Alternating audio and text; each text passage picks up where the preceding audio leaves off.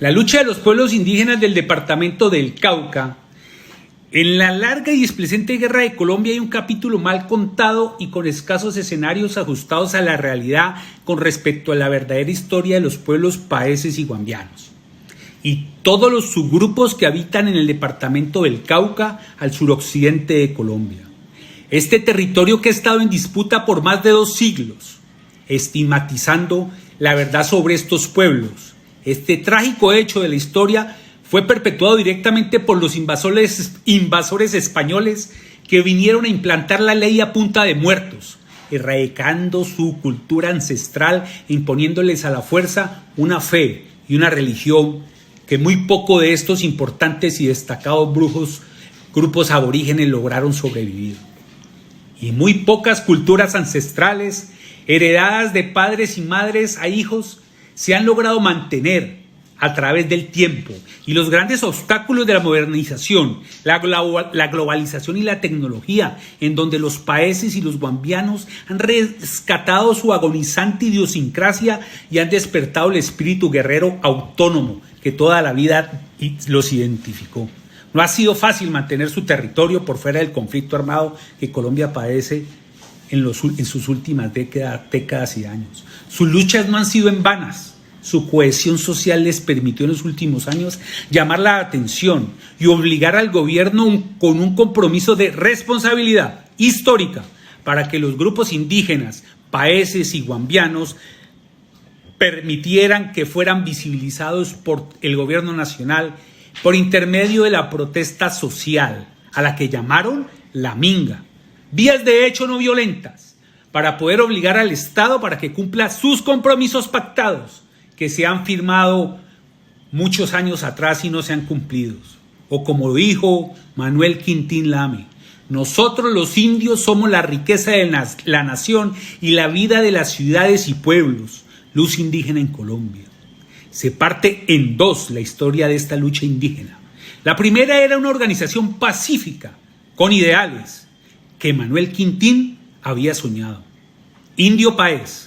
Su primera aparición como movimiento social y político fue la toma del municipio de Inzá al oriente del Cauca por parte de los indígenas misá guambianos y paeses, demostrándole al gobierno central que ellos existían y tenían un poder de convocatoria.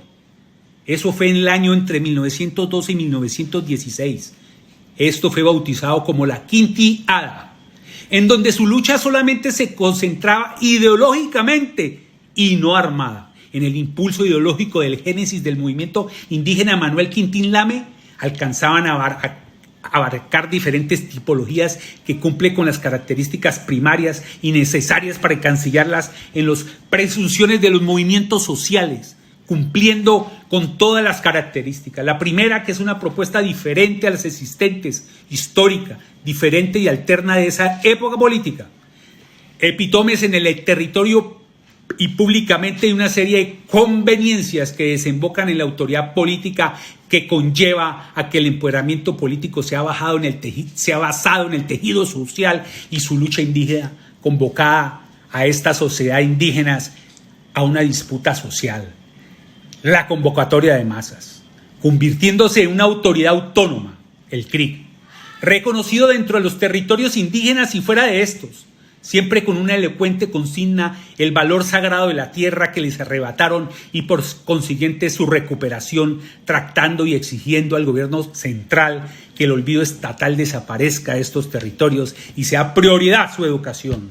Su intervención política en las diferentes entidades de poder, a pesar de que esa lucha ideológica desembocara en una disputa armada por parte de los indígenas caucanas, hay que dejar claramente delimitado el primer movimiento Quintín Lame, del cual solo podemos extraer su convocatoria social, su lucha ideológica, y es el que estamos considerando en este análisis. Porque se considera que el primer movimiento social y político, Manuel Quintín Lame, y pionero en la cimentación de un ideario ideológico, es diferente a la guerrilla comunista socialística Quintín Lame.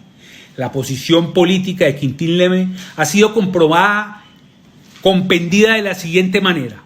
Primero, defensa del resguardo en contra de todo intento por dividirlo. Segundo, consolidación del Cabildo como centro de autoridad y organización política. Tercero, recuperación de las tierras usurpadas por los terratenientes y rechazo de los títulos que no se basan en derechos reales. Cuarto, reafirmación de los valores culturales indígenas y el rechazo a la discriminación racial y cultural. Quinto, no pagar terraje. Esto tomado del autor Bonilla, 1982, página 27. La complejidad, todo este episodio social que vivimos los indígenas desembocan en dos variantes, y la primera es la recuperación de sus tierras ancestrales y que muchos terratenientes usurparon y obligaron a desplazarse a los indígenas y la segunda que es la necesidad de que el gobierno y el pueblo colombiano los reconozca como aborígenes y dueños ancestrales de su cultura, respetándoles y dándoles un trato digno y coyuntural por el hecho que fueron los que pusieron los muertes en la conquista. Desde el gobierno nacional en pleno y sus instituciones ya se ha reconocido el movimiento social de guambianos y paeses, el CRI, ya que en sus movilizaciones han determinado sus victorias en las luchas pacíficas, pero poniendo en jaque al gobierno nacional, incurren frecuentemente en bloqueos de la vía panamericana por los constantes incumplimientos de las firmas de los pactos que son incumplidos por el gobierno central. Su líder, Quintín Lamen Otrora, es un referente para el trabajo articulado de los indígenas, tanto que después de la Constitución del 91 lograron tener representación de circunscripción especial indígena, ocupando 2 curules dentro del Congreso, del Senado. Otra victoria más que dignifica el poder ancestral que le debemos, y el Estado ya cuenta con un viceministerio exclusivo para los asuntos indígenas, y las altas cortes han tomado posiciones en temas trascendentales para la protección de los territorios indígenas y el respeto sobre su jurisdicción interna, como la justicia indígena, su formación social, económica, manejando con autonomía su salud y su educación, la defensa de los recursos naturales y el respeto absoluto sobre la madre tierra y madre agua, posicionándolos como referente especial en el cuidado de sus territorios y los recursos naturales.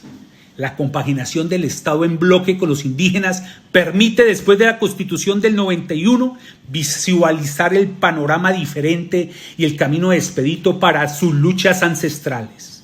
Dentro del estudio de este semestre y de esta materia fue útil el análisis desde el punto social histórico, igual que sus características, posiciones ideológicas de varios autores y en especial de Latinoamérica y Colombia, y la comprensión y el nacimiento de los movimientos claves en el desarrollo y futuro del desarrollo del movimientos sociales y políticos. Cualquiera que sea, con estos conocimientos podemos abordar sus características. Y autores hoy, como Bonaventura de Sousa o muchos otros, como Fals Borda de Colombia, han hecho que el poder indígena y la epistemología del sur vuelvan a estar en la órbita nacional, mundial y latinoamericana. Muchas gracias.